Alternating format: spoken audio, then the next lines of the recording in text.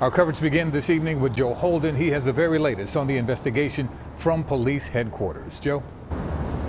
Yuki, good afternoon to you. A city united in heartbreak and grief. Funeral arrangements are still pending for the late officer Christopher Fitzgerald.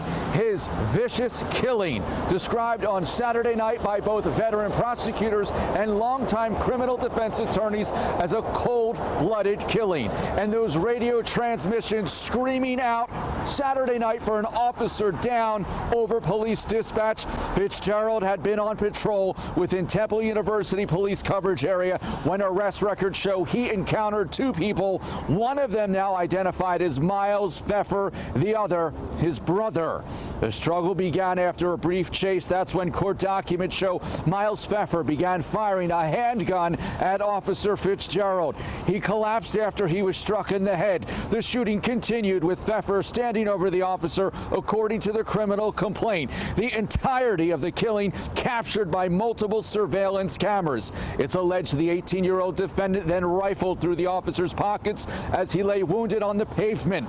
It's also alleged the defendant tried unsuccessfully to retrieve Fitzgerald's service weapon. Police say their suspect then carjacked a man, escaping the area in a stolen vehicle. Court papers say he eventually called his mom for a ride. Once back at their Buckingham Township home, sources say the defendant claimed he destroyed a firearm in a burn pit. He was taken into custody, charged with murder and a running list of crimes. He was arraigned at 3:18 exactly this morning. Police on Monday told me nobody else has been placed under arrest in connection to Officer Fitzgerald's murder. I am told the defendant's mother and the role she played in picking up her son are under investigation. There could be charges, according to police. We spoke with veteran attorneys today, former longtime District Attorney Lynn and defense attorney Fortunato Perry. After he shoots this officer who's trying to interrupt a crime, whether it's a carjacking, a robbery, or both, he shoots him, he falls to the ground, then he shoots him some more, and then tries to take his gun and go through his pockets. Then he commits a carjacking to get back home. How did he get? I mean, I want to know a lot more than I know right now. This is a cold-blooded killing, and from the accounts I've heard with respect to what's captured on video, he stands over this poor young man and fires several shots into him when he's laying on the ground. That's a horrific circumstance when someone's trying to defend this type of conduct.